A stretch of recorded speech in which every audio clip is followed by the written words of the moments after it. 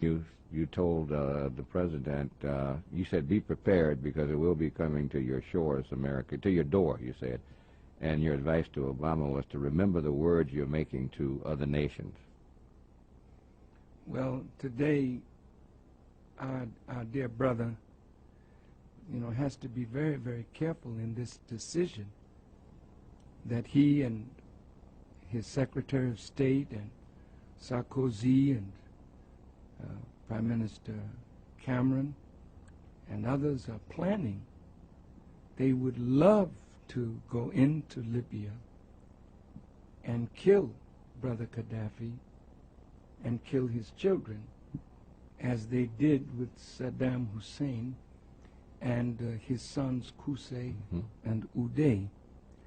You must remember, dear people of America, that whenever government wants you to think and act in a certain way that would bring justification to an action that they are already planning to make, they must make the person that they hate a boogeyman. Now, nobody wants civil war. It is the bloodiest of all kinds of wars because you're fighting your own brothers. You're fighting the people of your own language and culture and history. So in every nation, brothers and sisters, there is dissatisfaction. And what the CIA does is go into a country and move among the people that are dissatisfied to stimulate a revolt against a leader that they don't like because they want regime change. I want to be specific. When George W. Bush was president, he said they wanted regime change in Iran, in Korea. Regime change.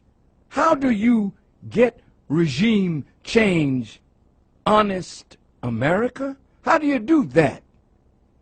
Congress, the Congress of the United States, voted to spend $150 million to replace the government in Iran that America doesn't like.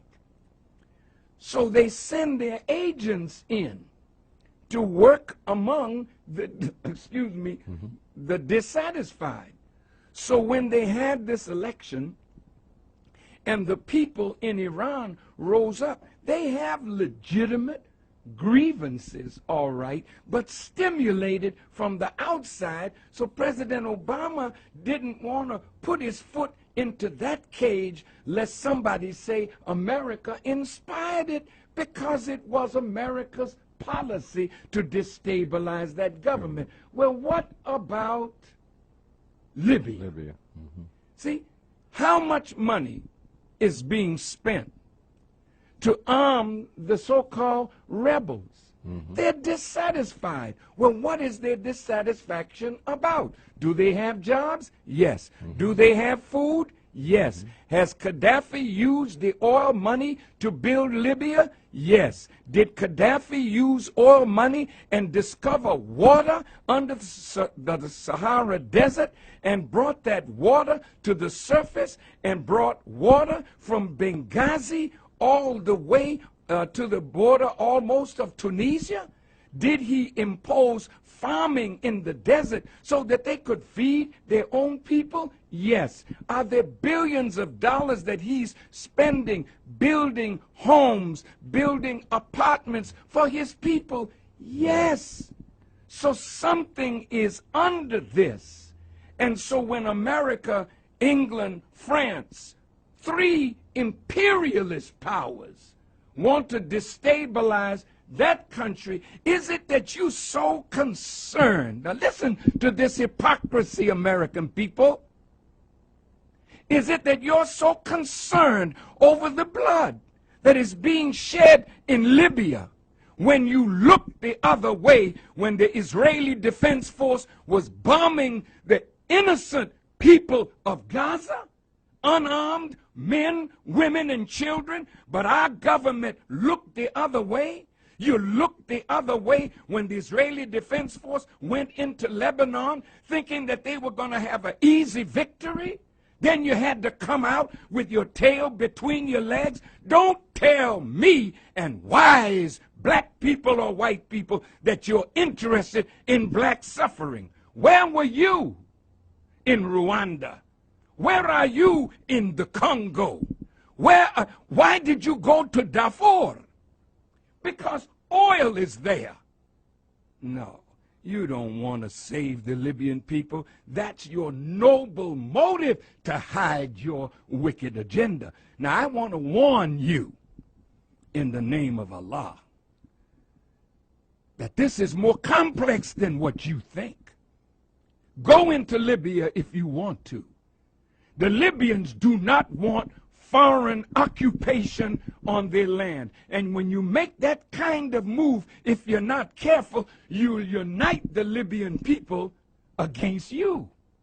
And again, Gaddafi wasn't sitting in any tent twiddling his thumbs over these last 10 years. This man has been investing in African development. This man has been moving throughout Africa. This man has friends all over the world. He may not be your friend, but if you take him out and kill him like he's some rotten fella that wants to kill his own people, what did you do in Waco? What did you do when your people rose up? Did you talk them out of it? No, they had weapons, you bombed them. What did you do in Philadelphia with the movement? Did you talk them out of their home or did you bomb them? We didn't hear any outcry from you religious hypocrites that love the lives of human beings. You're a liar and a hypocrite. And I warn my brother, don't you let these wicked demons move you in a direction that will absolutely ruin your future with your people in Africa and throughout the world. They don't like the way you handle Mubarak. They don't like the way you're handling the situation in the Arab world. So I would advise you to be careful and move with wisdom and skill. My advice would be, why don't you organize a group of respected Americans and ask for a meeting with Gaddafi? You can't order him to step down and get out. Who the hell do you think you are?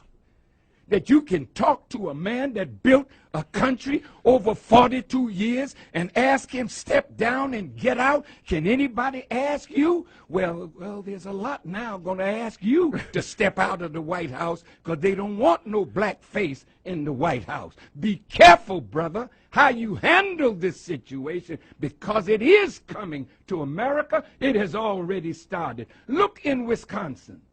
Look in Ohio.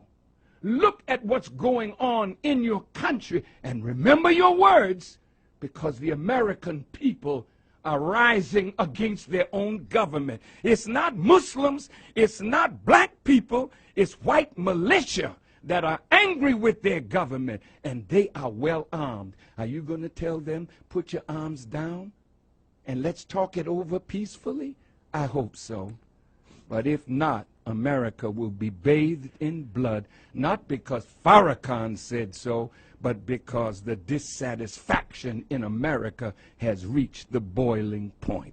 Be careful how you manipulate the dissatisfaction in Libya and other parts of the Muslim world. The Honorable Minister, Louis Farrakhan. More intelligent conversation.